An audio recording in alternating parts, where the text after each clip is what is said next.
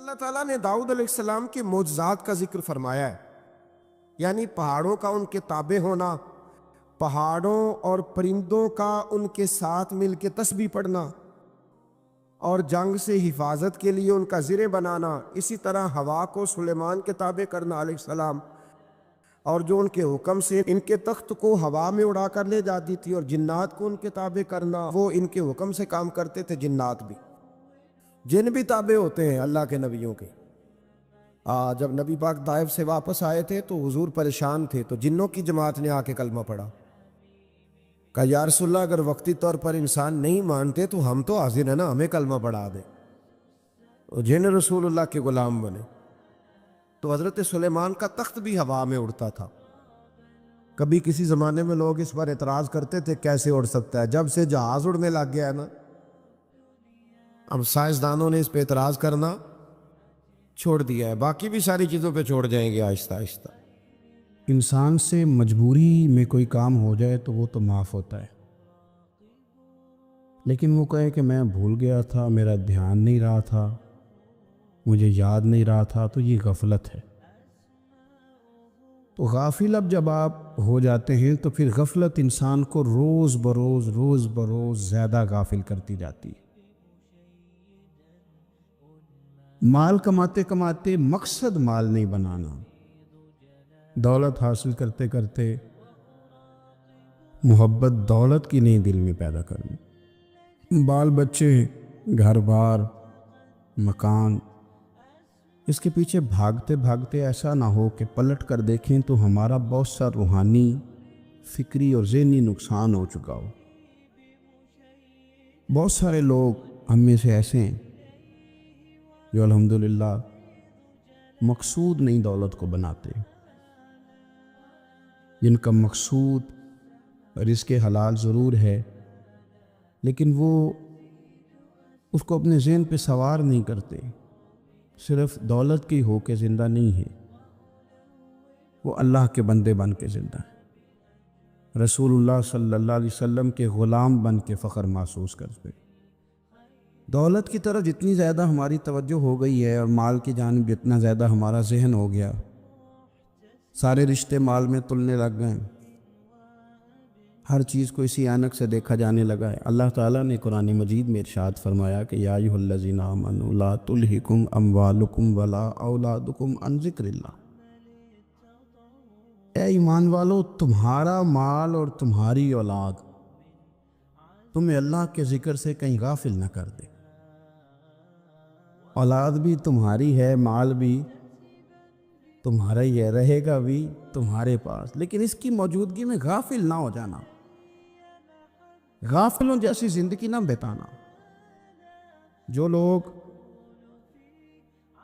سڑک کو منزل بنا لیتے ہیں وہ رستے میں رہ جاتے ہیں۔ سڑک جو ہوتی ہے وہ راستہ ہوتی ہے، منزل نہیں ہوتی۔ یہ جو رزق ہے، دولت ہے، مال ہے، اولاد ہے، یہ تو سارا رستہ ہے اللہ کی طرف جانے کا، کہ تھوڑا سا رزق حلال کمائیں، کمر سیدھی ہو جائے، اور پھر ہم اپنے رب کریم کی عبادت کریں۔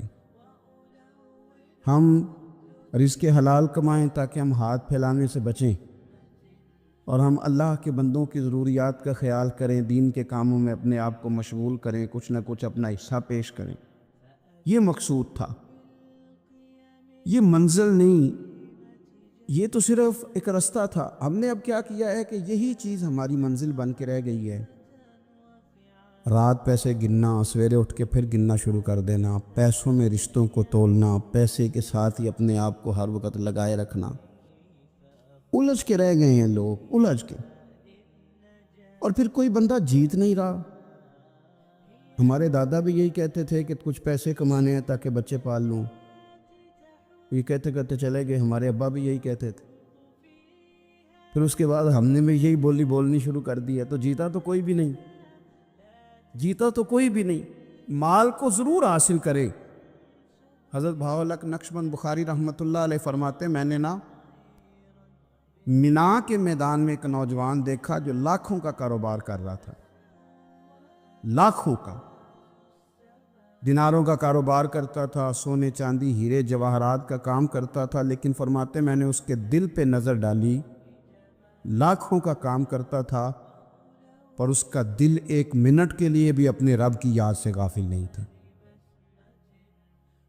ہر وقت اس کا دل اپنے مالک کی یاد میں مصروف تھا، ہر وقت۔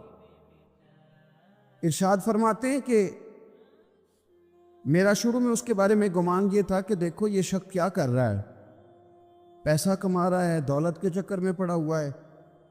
فرماتے ہیں کہ پھر میں نے ایک اور منظر دیکھا، ایک اور رنگ میں نے دیکھا کہ وہ کما رہا تھا، اور پھر اختتام حج پہ میں نے دیکھا کہ جو کمایا تھا سارا اللہ کے بندوں پہ خرچ کر رہا تھا۔ آپ اور میں، ہم نے دیکھنا صرف یہ ہے کہ کہیں ایسا تو نہیں ہے کہ دولت میں الجھ گئے۔ بہت سارے لوگوں نے یہ کہا تھا، ہم سنتے تھے جب کوئی آدمی جانے لگتا تھا نا پردیش پیسہ کمانے کے لیے، تو وہ کہا کرتا تھا کہ میں ملک سے باہر جا رہا ہوں، 2 4 5 سال لگا کے آؤں گا، واپس آ کے پھر یہاں میں نے کوئی کام کرنا ہے، تھوڑے سے پیسے کماؤں تاکہ یہاں نہ پھر میرا سلسلہ کوئی بن جائے۔ وہ 3 سال لگانے گئے تھے پر 30 گزر گئے ہیں، لوٹ کے واپس کوئی نہیں آئے۔ وہ 4 سال کا کہہ کے گئے تھے پر سال 40 ہو گئے، لوٹے نہیں۔ کیوں نہیں لوٹے؟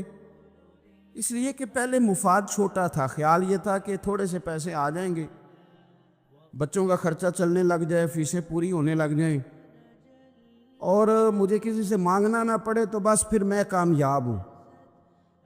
یہ طے کیا تھا۔ اس کے فوراً بعد پھر جب باہر گئے تو خیال آیا کہ نہیں، صرف پنکھے کا نہیں، اے سی کا بل بھی دینا پڑے گا۔ پھر تھوڑا اور آگے بڑھے تو خیال آیا کہ چھوٹی گاڑی پہ گزارا نہیں ہوتا، بڑی گاڑی نہ لے لیں۔ پھر خیال آیا کہ بڑی گاڑی لی ہے تو یہ تو اندر کھڑی نہیں ہوتی، سامنے والا پلاٹ مل جائے تو ذرا گراج اچھا بن جائے گا۔ پھر الجھ گئے دوستو۔ پھر نہ مالک حقیقی کی جانب وہ نظر جو ہماری ہونی چاہیے تھی نہ رہی۔ ذوق سے نماز پڑھتے تھے، پھر ہماری نمازیں مختصر ہو گئیں۔ ہم سویرے اٹھ کے ذوق سے قرآن پاک پڑھتے تھے، پھر وہ وقت بھی ہمارا دفتر کی تیاری میں لگ گیا۔ رات درود شریف پڑھتے تھے، لیکن وہ بھی سارا ہمارا حساب کتاب میں وقت گزر گیا۔ ہم نے یہ سمجھا ہی نہیں کہ دولت کارخانہ نہیں دیتا، دولت سیٹ صاحب نہیں دیتے، دولت آپ کو آپ کی فیکٹری نہیں دیتی، دینے والے تو رب کریم کی ذات ہے۔ تو جہاں سے آنا تھا وہاں توجہ دینی چاہیے تھی کہ جہاں صرف ایک سبب تھا، ذریعہ تھا۔ حضرت اویس کرنی رضی اللہ تعالیٰ عنہ، ہمارے صوفیاء میں ایک لفظ بولا جاتا ہے فقر بوذر، یعنی کچھ لوگ ایسے ہیں جو سیدنا ابو ذر غفاری رضی اللہ تعالیٰ عنہ کے طریقے پہ چلتے ہیں۔ ایک لفظ بولا جاتا ہے فقر بوذر، کچھ لوگ فقر بوذر کے قائل تھے، اسی مزاج کے قائل تھے حضرت سیدنا اویس کرنی رضی اللہ تعالیٰ۔ ان کے ذہن میں ایک بات بیٹھ گئی تھی کہ یار دینے والا اللہ ہے، دینے والا عزت بھی اللہ دے گا، رزق بھی اللہ دے گا۔ بلکہ امام غزالی رحمۃ اللہ علیہ نے تو حدیث لکھی ہے، آپ فرماتے ہیں کہ نبی پاک صلی اللہ علیہ وسلم نے فرمایا جس نے بندوں سے عزت تلاش کی رب اسے رسوا کر دے گا۔ جو سیاست کر کے عزت حاصل کرنا چاہتا ہے، جو اس طرح کا ماحول بناتا ہے کہ میں کوئی ایسے کام کروں کہ لوگ میری واہ واہ کریں، لوگوں سے عزت کا حصول کرنے والے کو رسوا کر دیا جاتا ہے۔ عزت دراصل وہی ہے جو رب کریم عطا فرماتا ہے۔ میرے عزیز دوستو، آپ اپنی توجہ، دل کی توجہ، روح کی توجہ اپنے مالک کی جانب جب کر لیتے ہیں، غفلت کا پھندا اتار دیتے ہیں، اور ہر وقت غلبہ رکھنا پیسوں کا، ہر وقت اسی میں سوچنا، اسی میں محو ہو جانا، پھر آپ کا ذہنی نقصان ہوتا ہے۔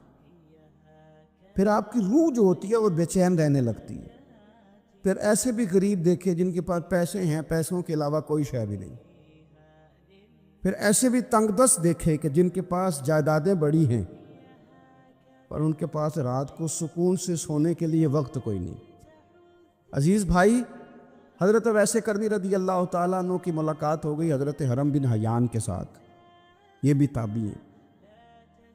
تو حضرت حرم بن حیان رحمۃ اللہ علیہ کہتے ہیں یہ نا ہم تو خیر بڑی ساری باتیں سنتے ہیں تو نصیحت نہیں نہ حاصل کرتے، ویسے بھی یہ دور تقریریں سننے کا ہے۔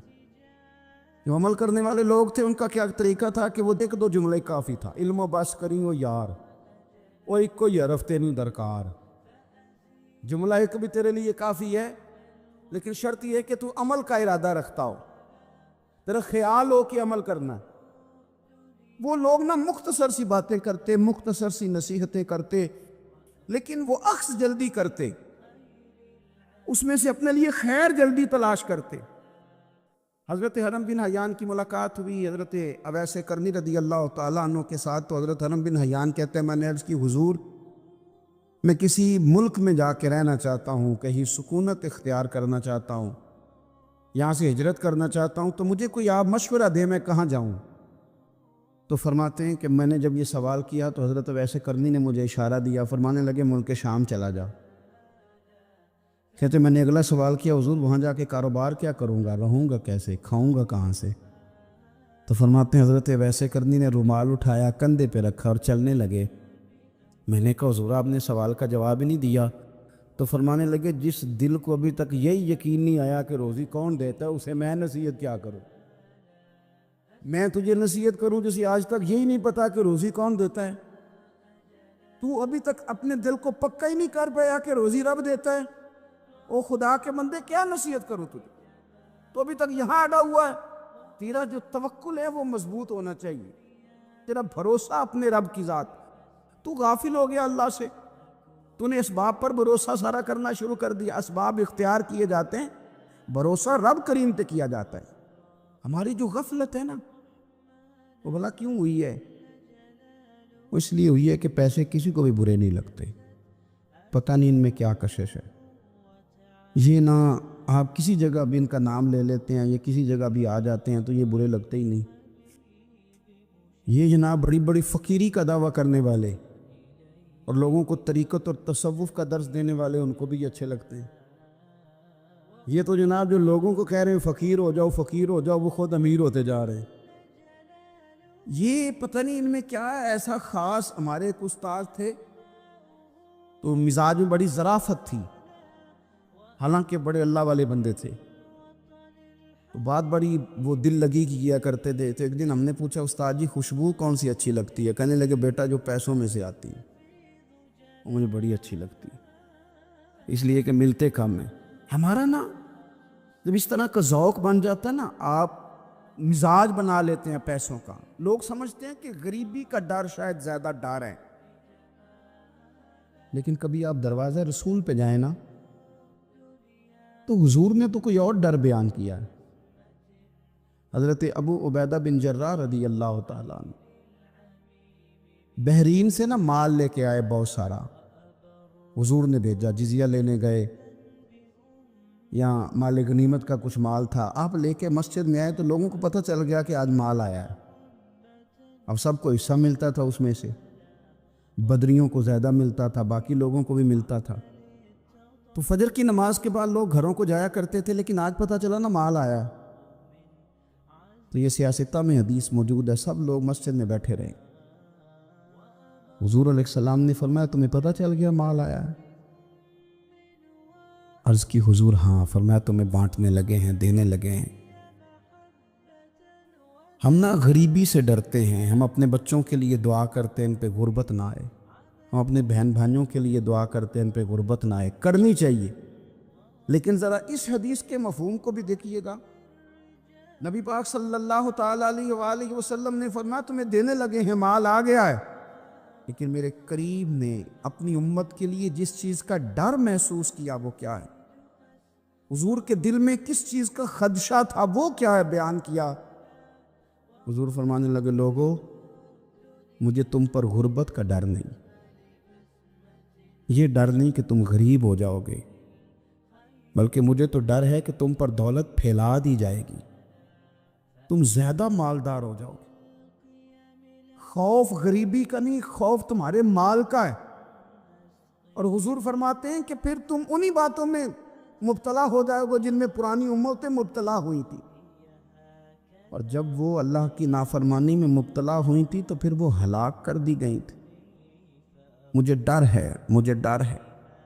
ہاں، جہاں دولت آتی ہے وہاں سستی بھی آتی ہے، جہاں دولت آتی ہے وہاں معاذ اللہ عیاشی بھی آتی ہے، جہاں دولت زیادہ آ جاتی ہے وہاں پھر لوگ ہر چیز کو دولت میں تولنے لگتے ہیں۔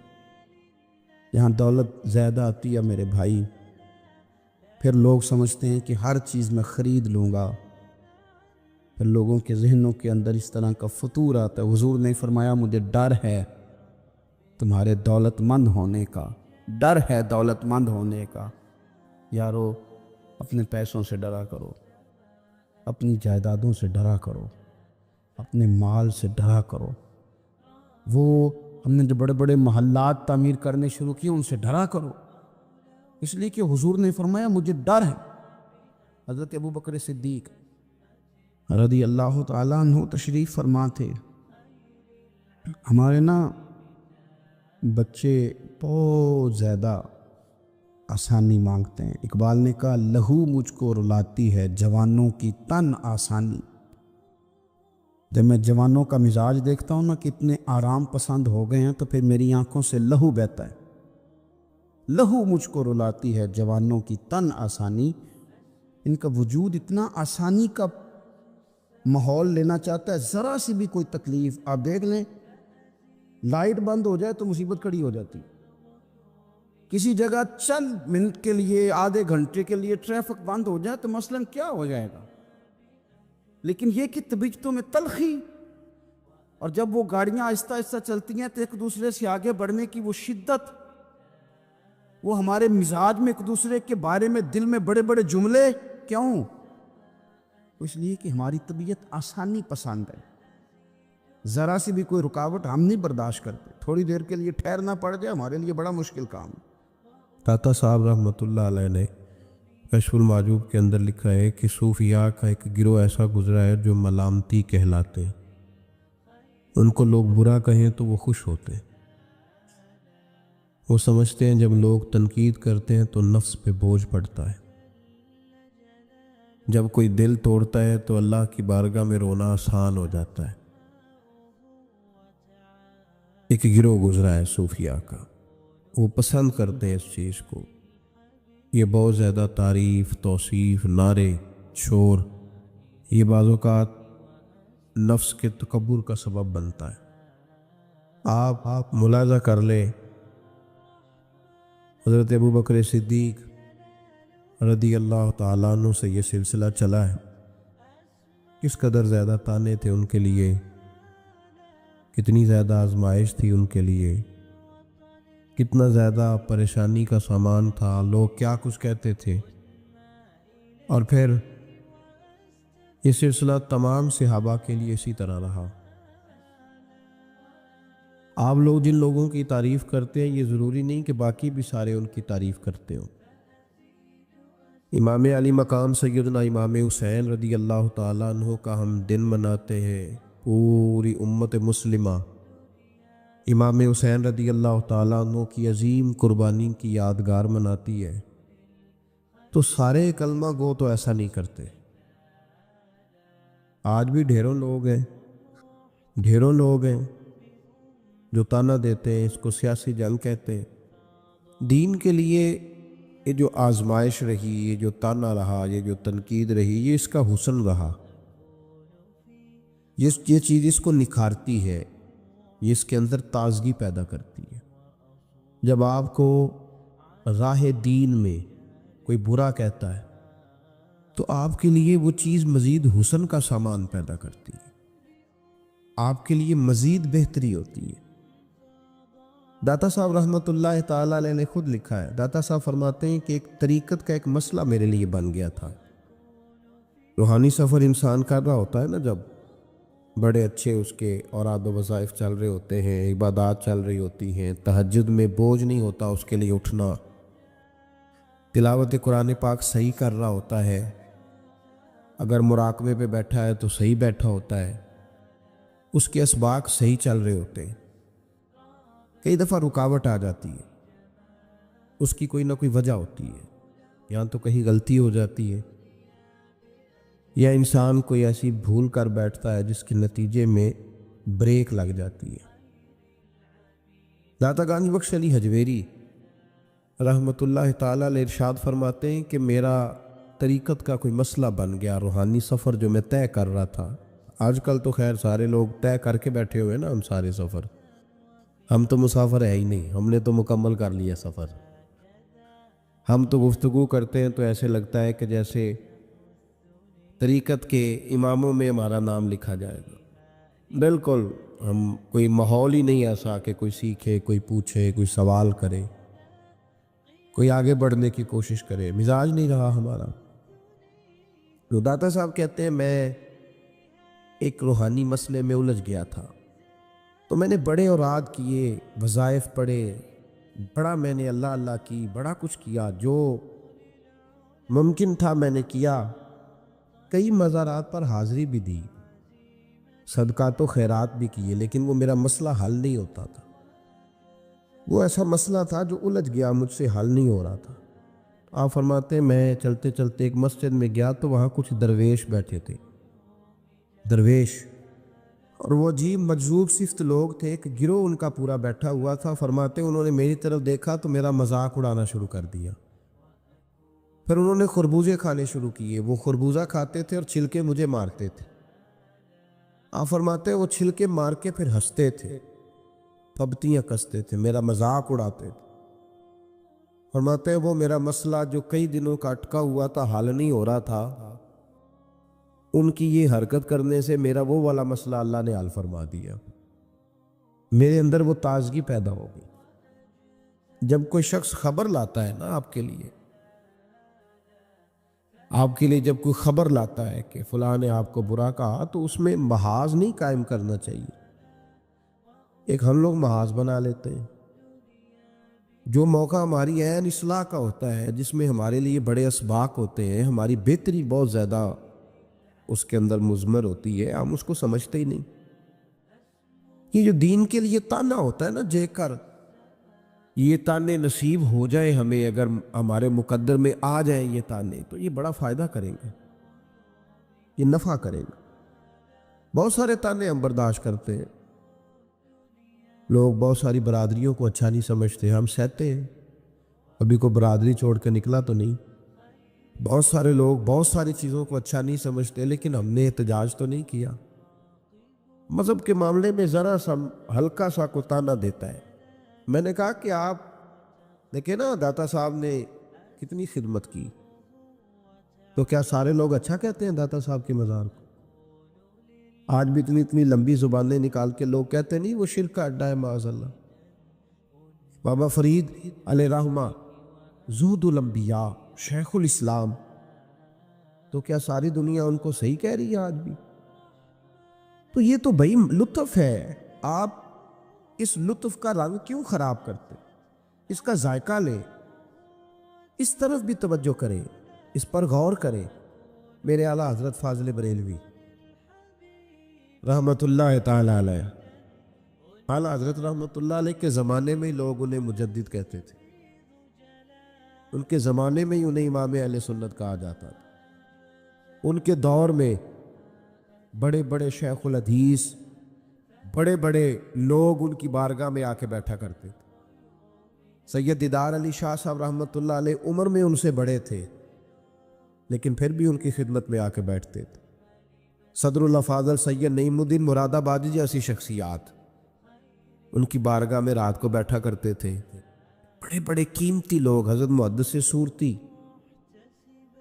یہ مرید تھے مولانا فضل الرحمان گنج مراد آبادی رحمۃ اللہ علیہ کے، اور پڑھا بھی انہی سے، خلافت بھی انہی سے، سارا سلسلہ انہی سے، لیکن ہر وقت اعلیٰ حضرت کے پاس بیٹھے رہتے تھے، اور عمر بھی اعلیٰ حضرت سے زیادہ تھی۔ تو کچھ لوگوں نے کہا کہ سارا سلسلہ وہاں ہے، بیٹھے یہاں رہتے ہو۔ فرمانے لگے یار جو ایمان کی لذت ان کے پاس ملی ہے وہ کسی اور جگہ نہیں ملی، ہر چیز اپنی جگہ پہ، لیکن اس کے ساتھ ساتھ ایک دوسرا پہلو بھی تھا۔ جس طرح آج لوگوں نے شور ڈالا ہے نا، اتنی تنقید شاید کسی شخص پہ ہوتی ہو جتنی فاضل بریلوی پہ معاذ اللہ کی جاتی ہے۔ لوگ بدعتی کہہ کے، قبر پرست کہہ کے، بڑا کچھ کہہ کے تانے نہیں دیتے، انہیں الزامات نہیں لگتے. تو یہ آج نہیں شروع ہوئے، اس زمانے میں بھی یہ سلسلہ جاری تھا. حضرت مولانا ظفر الدین صاحب بہاری رحمۃ اللہ تعالی علیہ بہت بڑے عالم تھے، بخاری کی شرح فرمائی، اور اعلیٰ حضرت کے خلفاء میں سے تھے، بڑے قابل آدمی تھے، بہت بڑے عالم تھے. تو پیار بھی بڑا تھا، جس سے محبت ہوتی ہے اس کی غیرت بھی انسان کے دل میں ہونی چاہیے. تو خطوط پڑھنے کی اور جواب دینے کی ڈیوٹی بھی حضرت مولانا ظفر الدین بہاری رحمۃ اللہ علیہ کی تھی. تشریف فرما تھے، بیٹھے ہوئے تھے، تو خط آتے تھے. اب ہمارے ہاں ٹیلی فون آتے ہیں، کام آسان ہو گیا ہے. پرانے زمانے میں خطوط آیا کرتے تھے، اور خطوط کے جواب لکھنا ایک بہت بڑا کام ہوتا تھا.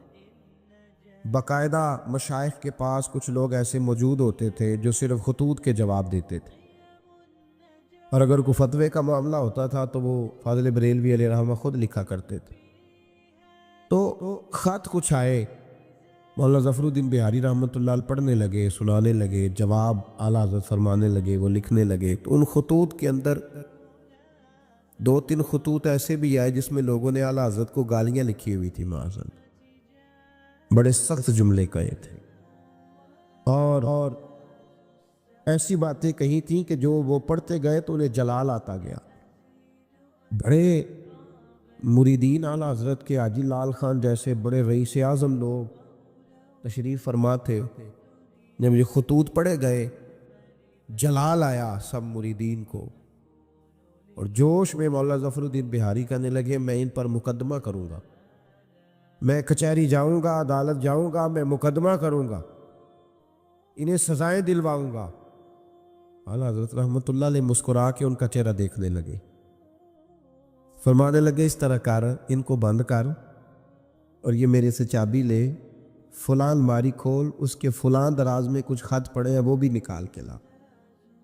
آپ کہتے میں گیا، وہ خطوط میں نکال کر کے لایا، اور لا کر میں پڑھا. ان کو کھولا تو کسی نے اعلیٰ حضرت کو امام اہل سنت لکھا ہوا تھا، کسی نے لکھا تھا مجدد آپ، کسی نے لکھا تھا کہ ہندوستان کے حسان بن ثابت بھی آپ ہی ہیں رضی اللہ. کسی نے کوئی لقب دیا، کسی نے کوئی.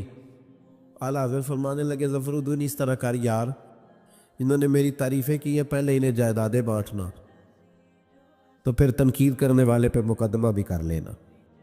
انہیں پہلے جائیدادیں بانٹنا، ان کے لیے انعام کا اعلان کر. اور پھر بڑا خوبصورت اور قیمتی جملہ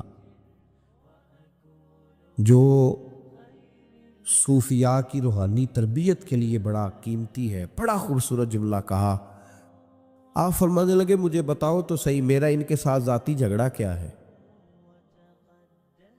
یہ جو مجھے گالیاں دیتے ہیں، میرا جھگڑا کیا ہے ان کے ساتھ؟ کوئی زمین کا میرا ان کے ساتھ لین دین کا معاملہ؟ کیا جھگڑا ہے؟ جھگڑا یہ ہے کہ یہ کہتے ہیں جیسا علم نبی پاک کو ہے ویسا جانوروں پاگلوں سب کو ہے، تو میں انہیں کہتا ہوں تم کفر بکتے ہو. یہ کہتے ہیں لاٹھی تو فائدہ دیتی ہے، محمد اور علی تو اتنا فائدہ بھی نہیں دیتے، تو میں انہیں کہتا ہوں تم کفر بکتے ہو. یہ کہتے ہیں اللہ جھوٹ بول سکتا ہے معاذ اللہ، تو میں کہتا ہوں تم کفر بکتے ہو. یہ کہتے ہیں حضور کے بعد بھی کوئی نبی آئے تو ختم نبوت میں فرق نہیں پڑتا، تو میں کہتا ہوں تم کفر بکتے ہو. یہ کہتے ہیں گدھے بیل کا خیال آئے تو نماز نہیں ٹوٹتی، نبی پاک کا آ جائے تو ٹوٹ جاتی ہے. تو فرمایا میں انہیں کہتا ہوں میرا ان کے ساتھ جھگڑا کیا ہے؟ یہ بس جھگڑا ہے. فرمایا چل ظفر الدین انہیں مجھے گالیاں نکالنے دے، جب تک مجھے گالیاں لکھتے رہیں گے میرے نبی کی توہین میں تو کوئی جملہ نہیں نہ لکھیں گے. لکھنے دے مجھے گالیاں. جے کر یار دے نام دا ملے میڑا، چولی پا لئیے پنجے سٹیے نا، تو یہ کر یار دے نام دی ملے سولی، جھوٹا جھوٹ لئیے پیشہ ہٹی. ہمارے بزرگوں نے ہمیں سکھایا ہے ملامت نفع کی چیز ہے. جب آپ حق بات کہتے ہیں تو بہت سارے لوگ ایسے ہوتے ہیں جن کو وہ بات اچھی نہیں لگتی. اپنی طبیعت کے اندر یہ تازگی پیدا کریں. درس یہ ہے آج کا کہ یہ تازگی اپنی طبیعت میں پیدا کریں. اور بڑی جلدی پریشان ہو کے بکھر جانا، بلکہ کچھ ساتھی بکھرتے ہیں، کچھ بکھرتے ہیں، بالکل بکھر جاتے ہیں۔ آپ بکھرے نہیں۔ اگر کوئی شخص 2 منٹ کے لیے کہہ ہی دیتا ہے کہ پتہ ہے مجھے تو پہلے کیا تھا، آج تو نے وہاں جا کے داڑھی رکھ لی ہے، تو اس سے آپ کی داڑھی کا ثواب بڑھ جائے گا، کم نہیں ہوگا۔ اس سے آپ کا اجر اسے بڑھے گا، آپ کو فائدہ زیادہ ہوگا۔ جتنی نیکی دقت کے ساتھ ہوتی ہے اتنا اللہ اجر زیادہ عطا فرماتا ہے۔ تو آپ بڑی جلدی پریشان نہ ہوا کریں، بڑی جلدی آپ جو ہے وہ اس طرف توجہ نہ کیا کریں کہ یہ مجھے فلاں آدمی یہ کہہ رہا ہے تو اب کیا بنے گا، کس طرح کر کے یہ سلسلہ چلے گا۔ یہ ہمارے بزرگوں نے، ہمارے مشائخ نے، ہماری تربیت کرنے والوں نے یہ اسباق ہمیں پڑھائے کہ اس سے فائدہ ہوتا ہو، اس سے نفع ہوتا ہے۔ بہت سارے لوگ کہتے ہیں میں نے داڑھی رکھ لی تو میرے اندر بڑی کمی ہے، تو لوگ کہیں گے، بہت سارے لوگ تانا دیتے ہیں داڑھی رکھ کے تو اس طرح کرتا ہے۔ تو بھائی بات یہ ہے کہ داڑھی رکھنے کے بعد معصوم کون ہو جاتا ہے؟ یہ کس نے فتویٰ دیا ہے کہ جو رکھ لے وہ معصوم ہے، اب اس سے غلطی نہیں ہوگی؟ تو گناہ چھوڑنے کی کوشش کرنی چاہیے، بلکہ میرا تو نظریہ یہ ہے کہ داڑھی بہت سارے گناہوں سے بچا لیتی ہے بندے کو، بہت ساری گناہوں سے داڑھی بندے کو یہ محفوظ کر لیتی ہے۔ یہ چیزیں آپ کو بچائیں گی، آپ کا تعارف پڑ جائے گا، آپ کے لیے لوگ اچھے جملے کہنے لگ جائیں گے، خیر کا فکر آپ کے لیے ادا کیا جائے گا۔ اس لیے نیکی کے راستے میں جب کوئی آدمی کوئی کسی جگہ پہ کسی شخص کو برا کہے، پھر ایک اور سوال ہے، اس کا جواب بھی بڑا ضروری ہے۔ کہتے ہیں جب میں برا تھا مجھے کوئی تنگ نہیں کرتا تھا، کسی کی طاقت نہیں ہوتی تھی، اب میں اچھا ہو گیا ہوں تو سارے چڑھائی کر جاتے ہیں۔ او بھائی بات سنو، بڑی سادی سی بات، میں نے شاید پہلے بھی ایک دفعہ یہ جملہ کہا تھا آپ کو سمجھاتے ہوئے، پھر کہتا ہوں۔ میرے محبوب پاک صلی اللہ تعالیٰ علیہ وسلم کی سیرت کے جو کمالات ہیں ان میں سے ایک بہت بڑا کمال یہ ہے کہ نبی پاک کی ذات تک لوگوں کی رسائی بڑی آسان تھی، آسان رسائی تھی، کسی کو مشکل، کسی کو دقت نہیں ہوتی تھی حضور تک پہنچنے میں، آسان رسائی۔ اگر کوئی شخص سمجھنے لگ گیا تیرے بارے میں کہ تجھے میں کچھ کہہ لوں گا تو اب یہ کچھ کہے گا نہیں، تو اس میں حرج کیا ہے؟ کیا حرج ہے؟ اور ایک نسخہ اور دے رہا ہوں، اس پہ بھی عمل کر کے دیکھیں۔ ایک ہوتا ہے کسی کے ساتھ لڑائی کرنا، وہ 2 منٹ کی ہوتی ہے۔ آپ کو کسی نے کچھ کہا، جواب میں آپ نے 2-3 باتیں کی، تو یہ 2 منٹ کی جنگ ہے، یہ ختم ہو گئی۔ اس سے آپ کو سکون نہیں ملے گا، اور اگر آپ سزا دینا بھی چاہتے ہیں تو سامنے والے کو سزا نہیں ملے گی۔ لیکن اگر سامنے والے نے سخت جملہ کہا اور آپ نے مسکرا کے اسے دیکھا اور پھر آپ نے خاموشی اختیار فرمائی، آپ تو خوش ہو کے گھر آ جائیں گے، وہ ساری رات سو نہیں سکے گا۔ اس کے لیے مشکل بن جائے گی کہ میرے ساتھ اس نے کر کیا دیا ہے، کیا کر دیا اس نے میرے ساتھ، کیا اس نے کر دیا میرے ساتھ۔ تو ملامت فائدہ مند چیز ہے، اس کو حاصل کریں، یہ ہمارے بزرگوں کا طریقہ ہے۔